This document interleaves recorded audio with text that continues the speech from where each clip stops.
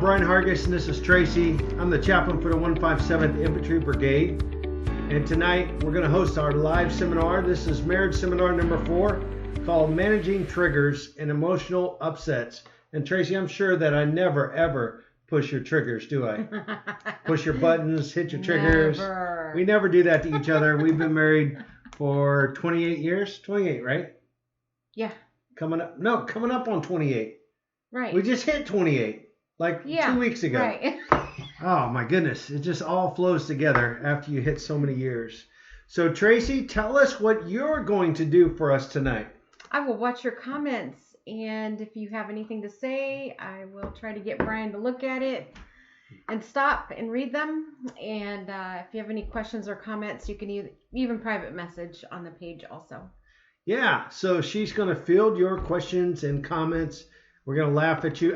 With you. We're going to have a good time. Now, Tracy, I need you to go ahead and send out these lessons to everyone that's watching right now.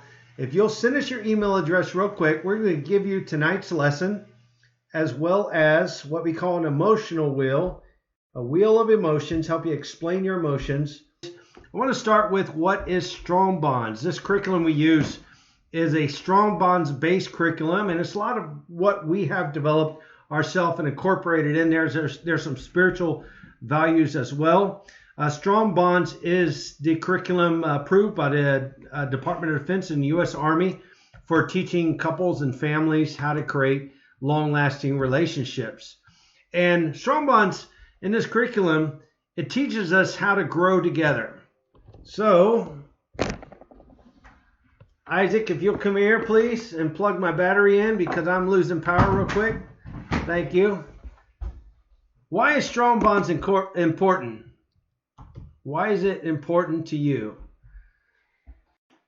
All right. Well, the reason why, as I always start off with something that's bonded strongly together, is difficult to separate. And I use the example of my shoes when I was a kid that they just didn't have a strong adhesive. And after a few months, the sole would separate from the shoe and it would be kind of comical. At the same time, it just didn't create a strong bond. It's like super glue. So, you've heard the examples now, week 4. I'm not going to keep reiterating those, but we want you to have a strong bond in relationship. Now, if you remember your marriage vows, that's a binding promise. It's a commitment. It's a lifelong commitment. And when I think back to, it was May the 9th of 1992 that Tracy and I was married. And we said these vows, and they should mean something to each other. Tracy, what do these vows mean to you? A commitment.